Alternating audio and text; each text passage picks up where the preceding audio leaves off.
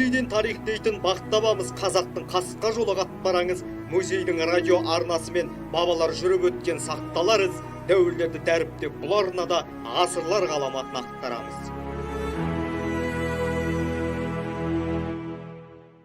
Қайырлы күн, құрметті радио тыңдаушылар, эфирде музей радиосы. Микрофон алдында Әйгерім Сейітбекқызы.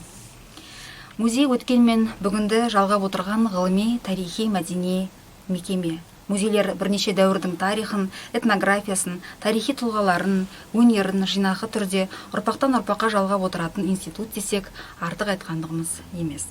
Бүгін бізде қонақта Қорқыт атындағы Қызылорда университетінің гуманитарлық педагогикалық институтының директоры, тарих ғылымдарының кандидаты, доцент Тайман Сағат Тамшыбайұлы. Студиямызға қош келдіңіз. Сағат Тамшыбайұлы, сіздің кандидаттық диссертацияңыздың тақырыбы музей ісінің тарихы болатын. Енді ол уақыттағы музейлердің жай-күйі бөлек болған шығар, ал қазіргі таңда Қазақстан музейлерінің өзекті мәселесі қандай және музей ісінің дамуына осы жаңаша қандай көзқарастарға жетті деп ойлайсыз? Біріншіден, жалпы өте дұрыс айтасыз.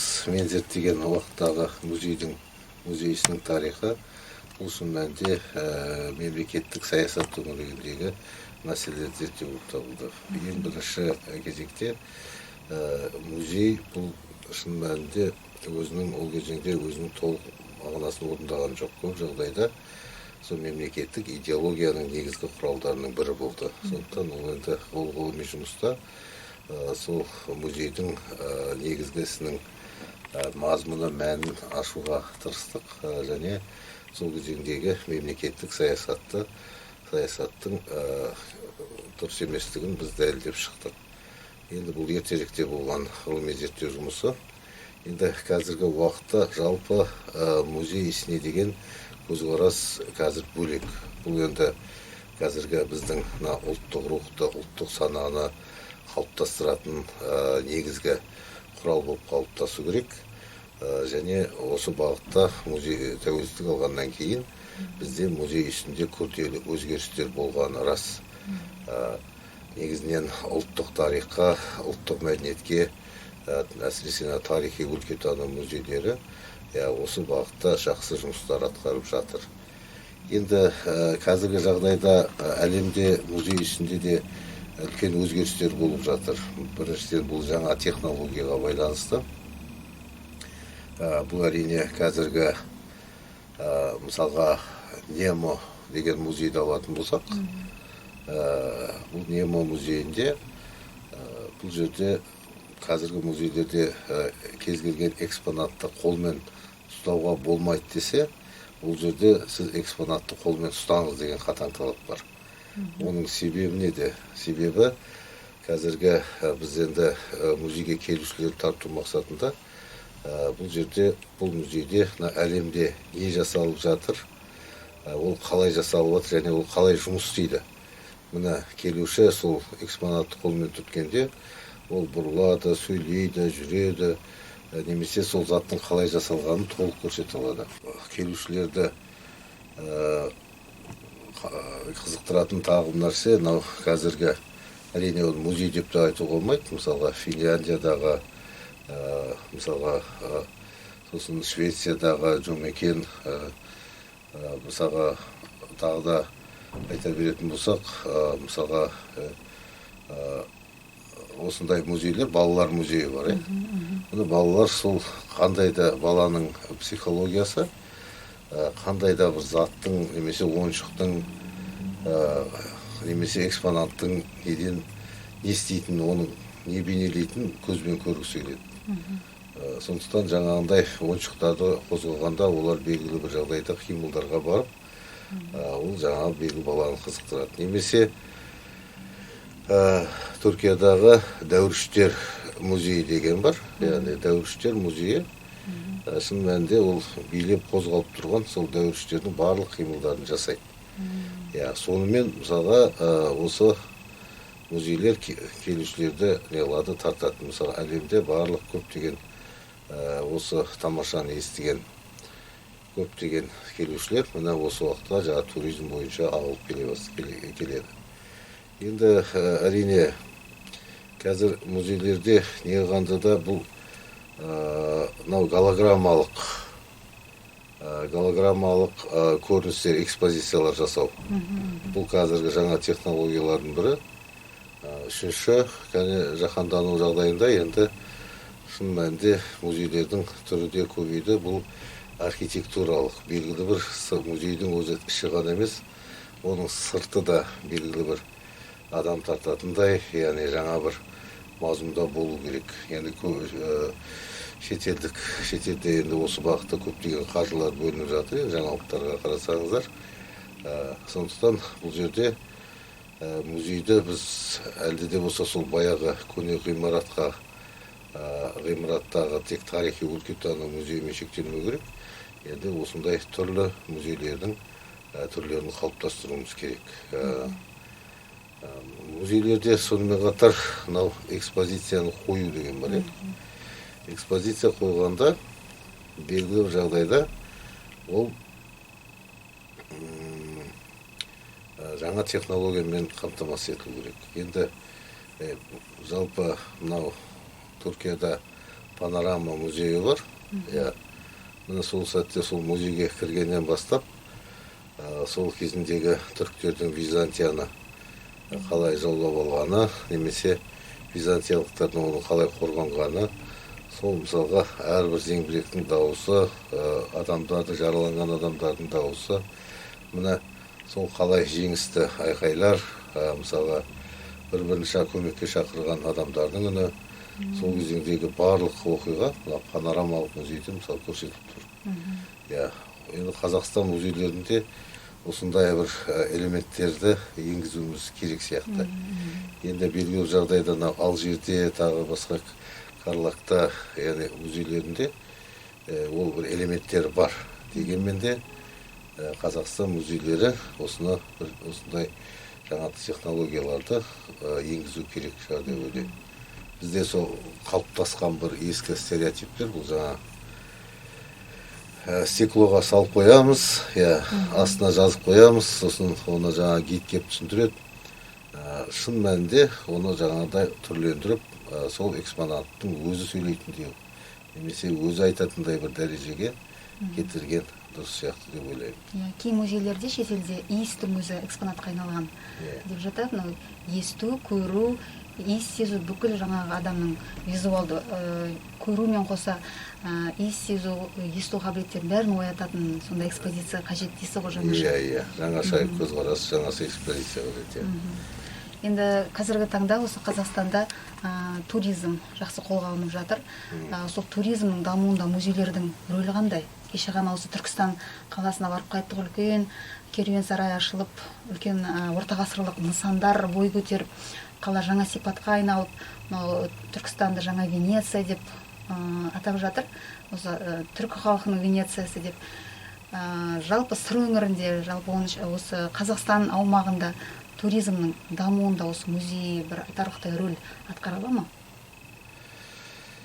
Меніңше бұл атқарылатын дүние. Себебі мысалға әлемдегі ірі музейлерді алатын болсақ, енді олар несімен ерекшеленеді. Бірінші әрине үлкен сәулетті құрылыстарымен, екіншіден жалпы осы музейлерде мысалға Париждегі Лувр, Лондондағы Британ музейін алатын болсақ, немесе Токиодағы ұлттық музейді алатын болсақ, немесе Санкт-Петербургтағы Эрмитажды алатын болсақ, олардың шын мәнінде көлемі жағынан да ең үлкен музейлердің қатарына жатады.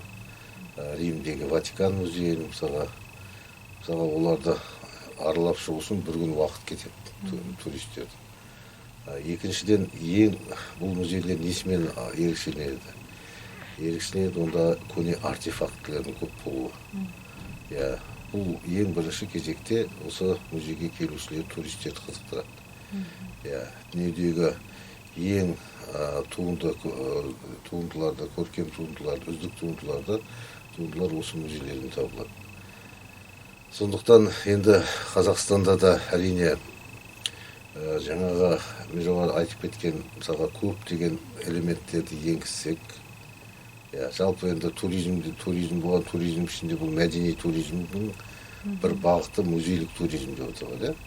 Бұл жерде сол көрмелер ұйымдастыру, экспозициялар ұйымдастыру және сол музей өнімдерін сату дүкендерінің болуы деген секілді жалпы осы қызметтерді қамтиды бұл музейлік туризм.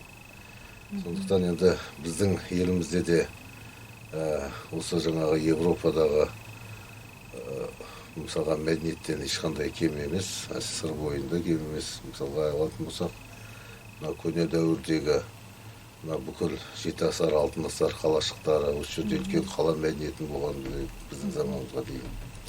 Қазір бері қарасам біздің жаңағы орта ғасырларға дейін созылып жатты бұл мәдениет. Одан кейінгі орта ғасырлық қала мәдениеттерде жалпы осы өңірдегі тек қана бұл қала мәдениеті емес, бұл этнографиямыз бар, ұлттық дәстүрлеріміз бар деген секілді, тарихымыз бар деген секілді, осының барлығы дерлік осы жерде табуға болады. Жаңағыдай элементтер, мысалға сақтардың шайқастары мүмкін осы жерде болған шығар деген болжам жоқ емес, томиристің. Мүмкін соны біз неге жаңағы панорамалық музей жасамаймыз? Немесе осы жерде қазақ жоңғар соғыстарының мысалы осы өңірде болған, ол неге панорамалық экспозиция жасамаймыз? Үлкен қылып кәдімгідей жаңа технология пайдаланып. Мына сол кезеңде елдің батырларын, мысалға еліміздегі тарихта келген келушілер әрине оған қызыға қарайтын болады, және бірнеше кірген адам шықпайтындай болу керек қой, яғни соған қызығып, содан көп тұрып қалу керек. Яғни сондықтан бұл жерде музейдің экспозициясын құруда және осы музей экспонаттарын жинауда үлкен жұмыстар атқару керек. Сонымен қатар мемлекетте әрине музей бір қанша дегенмен коммерциялық жағдайға көшкенмен де, нарықтық жағдайға көшкенмен де бұл бәрібір мемлекеттік қолдаусыз еш нәрсе болмайды. Сондықтан бұл жерде үлкен қаржылар бөліну керек. Біздегі әлде де сол ескі стереотиптен шыға алмаймыз. Сол музейді қоямыз, жаңағы табылған бір-екі ескерткіштерді қоямыз. Шын мәнінде оны кеңейту қажет, экспозиция. Ол үшін үлкен ғимарат қажет, жаңа технологиялар керек, жабдықтау керек. Міне осындай мәселелер қозғалса, неге қазақстандық музейлер музей ішіндегі нарықта алға шықпайтын шығар? Оған үлкен мүмкіндіктер бар, оған артефактілер де жеткілікті бізде. Қазіргі қаншама осы өңірден табылған археологиялық экспедициялардың өзін сөйлетуге болады. Мына туризмдегі аспан асты музейлердің көптеп салыну керек, әрбір қалада салыну керек. Бұл бізде басталды, әлі бірақ көп уақытқа созылып кетті. Яғни ол мәселе қаражатқа тірелетін шығар, дегенмен де осындай дәрежеде мысалға біз істерді қолға алу керек. Неге аспан астында мысалға көне қаланың ішінде біз қыдырып жүрмейміз? Міне сол жерде жаңа технологиялар пайдаланып, неге ол жерде базар жүріп жатса, ол жерде жаңағы қорғандардан жауды қорғап тұрса, жауынгерлер тұрса, яғни бүкіл қаланың ішкі өмірін көрсететіндей дәрежеге онда жеткізсек, бізге де туристердің ағылып келетіні сөзсіз. Сондықтан тек қана біз мына жерде мынандай қала бар деп қаланың сынықтарының, қаланың орнын көрсетумен ғана шектелеміз, ал оның нағыз көрсету үшін мысалы аспан асты музейден жаңағындай технологияларды қолдана отырып, мына келушілерді шақыруға болады деп ойлаймын. Енді біздің өңірде жалпы біздің өңір 4 астананың шеруін басынан өткерген дейді. Сақтардың жаңа астанасы болған Шіркірабад қалашығы, Оғыздардың үлкен резиденциясы орталығы болған Жанкентіміз бар деген сияқты. Қазақ хандығының астанасы болған Сана қалашығы деген сияқты. Соның барлығын бір брендке айналдырып, үлкен аспан астындағы музейге айналдырса, нұр үстіне нұр болар еді. Ал сонымен қатар біздің өңірде жаңағы бүкіл түркі дүниесінің ұлы абызы, ұлы ойшыл Қорқыт бабамыз бар ғой. Ол да үлкен біз үшін бренд, оның мұралары ЮНЕСКО-ның тізіміне енді. Осы жаңағы Қорқытты негізге ала отырып, туризмді дамытуға әбден болады деп ойлаймын. Жаңа бір технологиялар пайдалана отырып, мына осы тезірек қолға алып, мына соларды ашып, орнын ашып, мына қаланы орнын қалпына келтіріп, жасасақ, сонымен қатар бізде қасиетті кей орындар бар. Енді бұл жерде рухани жаңғыру бағдарламасына да енді біз енді соны тек анықтаумен, оны жаңа нақтылаумен ғана шектелдік та, оны мысалы әлі жарнамалау қажет біріншіден. Және бізде жетіспейтіні әрине тағы да осы біз ол ескерткіштерді цифрлық технологияға көшіргенде алғашқы жұмыстар жасалды, бірақ бір сол тоқтап қалған сияқты. Мысалға енді халықтың өзі де мысалға көп Бегманаға барып жатады, Оқшатаға барып жатады. Бұл да бір туризмнің бір түрі. Мысалға рухани орталық деп Түркістанға халық ағылып жатса, бұл өңірге де келушілер көп қазір, қызығушылар. Өйткені әртүрлі себептермен енді адамның рухани түсінігі кең ғой енді. Сондықтан бір белгілі бір жағдайда сондай бір сенгіштікпен немесе зиярат етушілер. Зиярат етушілер, былайша айтқанда. Мұндайлар да көп. Ол саланы да осы ескерткіштерде жаңағыдай бір қорғалып жатыр ғой, дегенмен де жаңағыдай бір музейлендіру бір сәттерін енгізіп жатса, ол да бір құба болар еді. Енді жалпы туристік бағыттар дамытуда енді бұл инфраструктура бәрібір даму керек, баратын жол керек, ол жерде жарық шам да керек, және ол жерде жаңағы сауда музейлік қызметтің бір саласы ғой, сауда дүкендерде болған дұрыс, артефактілердің нұсқасын сатып, мысалы сувенир деп жатады ғой. Осындай өмірлер жанданып жатса, әрине ол неге туристер ағылмайды, ағылады бұл жерге. Сосын жарнамалау өте күшті болу керек. Мысалы біз Қорқытты тек қана айтамыз да, конференцияларда айтамыз. Оған енді үлкен қаржы салып кезінде басында жаңғырттық, бірақ әрі қарай белгілі уақыт тоқтап қалады. Соны жарнамалап, мысалға оның бір Қорқыттың нақыл сөздері, ерекше қасиеттері, осындай бір жарнамалау жетіспейтін сияқты әлде де. Сол кезінде алушылар да, туристер де көп болады деп ойлаймын. Біріншіден туристердің келуі ол ақшаның көзі енді. Белгілі бір жұмыс орындары, немесе белгілі бір жаңағы қызметтің түрлері қалыптасады. Сондықтан бар мүмкіндік бар. Бізде артефактілер де жетеді, әлде де қазба жұмыстары жүріп жатыр. Сол артефактілерді мысалға жарнамалап тұрса, айтып тұрса, оның бәрі неге қызықтырмайды? Қызықтырады деп ойлаймын. Дұрыс айтасыз. Сағат Таңшыбайұлы, енді музейді тек қана осы мәдениет басқармасына қарағандықтан мәдени мекеме деп есептейтіндер көп, ал шын мәнісінде бұл ғылыми институт, үлкен ғылыми ағарту жұмыстарымен айналысады.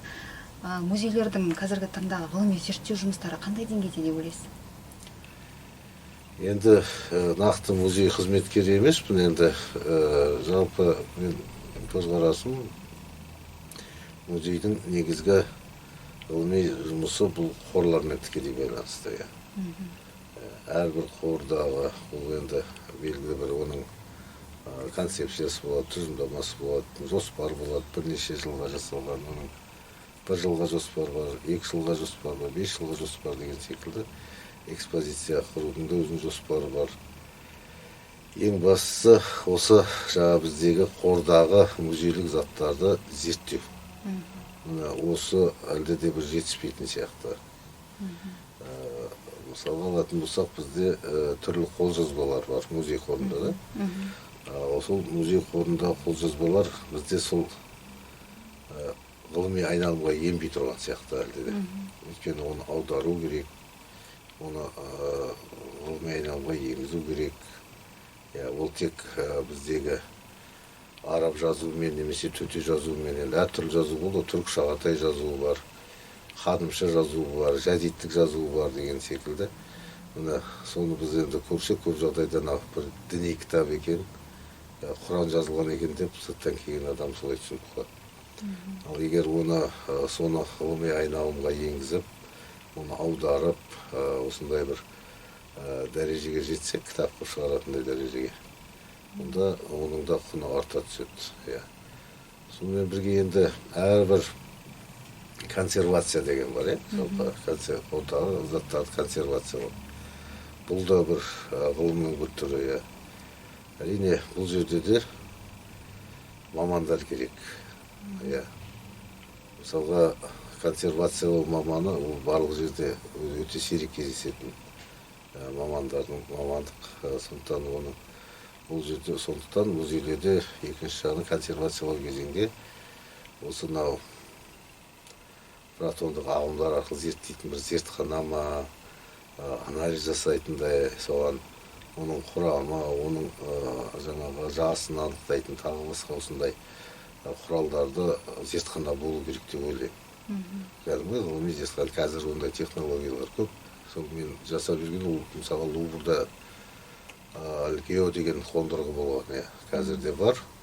Мына ол қандай зат болсын, ол сурет болсын, оның жаңағы қандай артефакт болсын, оның жасын, ондағы суреттегі мысалы әрбір сияның бояудың құрамына дейін, оның қай жыласына салынғанына дейін, жалпы бүкіл анализ жасап талдап береді сондай зертханалар. Сондықтан бізге де қазір енді үлкен қазба орнынан табылған артефактілерді енді көп жағдайда археологтар өздері жердің қабатына қарап болжайды. Ал егер андай бір үлкен қондырғы болатын болса, зертхана болатын болса, біз ол заттың нақты жасын да анықтап алуға болады, қанша жыл бұрын жасалғандығын. Міне енді осындай нәрселер жетіспейтін сияқты. Сонымен бірге ғылыми зерттеу жұмыстары әрине бұл жерде әрине монографиялар, мақалалар жариялау, осындай ғылыми жобаларды жасау. Міне осындай енді әлде де осы бағытта кемшін тұстар бар. Енді мен енді ғылым саласында боласын байқаймын, кей жағдайда осы бір мәдениет министрлігі өз жоба жариялайды, бірақ ол жобаға қатысатын көптеген музейлердің лицензиясын талап етеді. Лицензия қай уақытта беріледі? Ол белгілі бір ғылыми кадрлармен жасақталғандығына беріледі. Біздегі музейлерде осы кадрлармен жасақталу олардың ғылыми жетістіктерінің әлде де жеткіліксіз болғандықтан ол лицензияны ала алмай жатқан тұстары бар сияқты. Сондықтан ең басты мәселе бұл кадрда мәселесі музей ішінде. Осы мәселелер жолға қойса, ғылыми бағыт өзінің бағытын дұрыстап таңдаса музей, ол жалғыз тек қана мәдени жаңағы экспонатты насихаттайтын ғана орын емес қой, ғылыми зерттеу орталығы болып айналып шығар еді. Дұрыс айтасыз. Рахмет сізге, Сағат Тамшыбайұлы. Жақсы. Еңбегіңізге шығармашылық шабыт тілейміз, толағай табыс тілейміз. Студиямызға уақыт тауып келгеніңіз үшін көп-көп рахмет. Құрметті тыңдаушылар және көрермендер, Сағат Тамшыбайұлымен болған сұхбатты Сыр шаңырағы YouTube каналынан және Қызылорда облысының мәдениет архивтер және құжаттама басқармасы мен Қызылорда облыстық тарихи өлкетану музейінің әлеуметтік желі парақшаларынан тамашалай аласыздар. Музей радиосымен бірге болыңыздар.